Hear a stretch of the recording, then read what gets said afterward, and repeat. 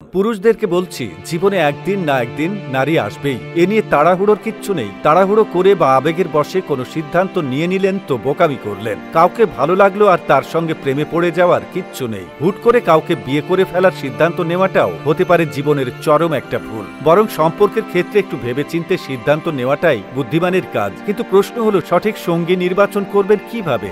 আপনার এই জটিল কাজটা সহজ করতেই আজকের এই বিষয়। জানলে অবাক হবেন, মাত্র 7 ধরনের নারী আছে যাদের সবসময় এড়িয়ে চলা উচিত, তা সে অন্য যত গুণেরই অধিকারী হোক না কেন। আর এদের সাথে সম্পর্কে জড়ানো মানে জীবন নরক হয়ে যাওয়া ছাড়া আর কিচ্ছু নাই। এই তালিকায় একেবারে প্রথমে আছে দ্য বিগ বস টাইপ নারী। এরা দেখতে সুন্দরী, প্রাথমিক আচরণেও আপনার কাছে বেশ মার্জিত মনে হবে, কিন্তু কিছুদিন যেতে না যেতেই টের পেলেন আপনার সবকিছু নিয়ন্ত্রণ করতে চায়। কাল্পনিকে একটা উদাহরণ দেওয়া যাক। তৃষার সঙ্গে শাওনের সম্পর্ক শুরু হয়েছিল দারুণ এক বন্ধুত্ব দিয়ে, কিন্তু সময়ের সঙ্গে শাওন বুঝতে পারল তৃষা আসলে শাসন করতে ভালোবাসে। শাওন কার সঙ্গে কথা বলবে, কোথায় যাবে, কি করবে, সবকিছুতেই তৃষার সিদ্ধান্ত। শাওনের জীবনে যেন নিজের ইচ্ছার কোনো জায়গা নেই। শাসনের নামে ভালোবাসার এই রূপটি সম্পর্কের প্রতি বিষাক্ত হয়ে উঠতে পারে। তালিকার 2 নম্বরে আছে সবকিছুতে অস্পষ্টতা এমন নারী। রূপার সঙ্গে পরিচয়ের পর রাহাত ভেবেছিল তার জীবনের সঙ্গী হয়তো সে ছাড়ার কেউ না, কিন্তু রূপার আচরণ ছিল বেশ জটিল। সে কখনো বলতো তোমাকে ভালোবাসি, আবার কখনো তার কাজকর্ম বলে দিত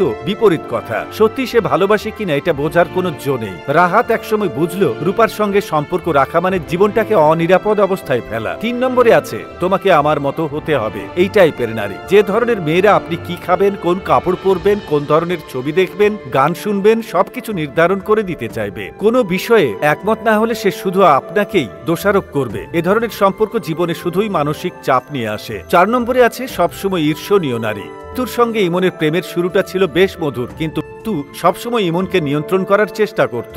ইমন যখন কোনো নারী সহকর্মীর সঙ্গে কথা বলতো, তোর মনে হতো ইমন তাকে ছেড়ে চলে যাবে। ইমনের জীবনে সবসময় একটি অস্থিরতা কাজ করত। এ ধরনের ঈর্ষাপ্রবণ সম্পর্ক একসময় মানসিক অশান্তির কারণ হয়ে দাঁড়ায়। তালিকার 5 নম্বরে রয়েছে এমন নারীরা যাদের কাছে সম্পর্ক মানে তোমার সবকিছু আমার। নাদিয়ার সঙ্গে মেহেদির প্রেমের গল্পটা একেবারে সিনেমার মতো। মেয়েটির চিন্তা ভাবনা সবকিছু কেবল ছেলেটিকে ঘিরে।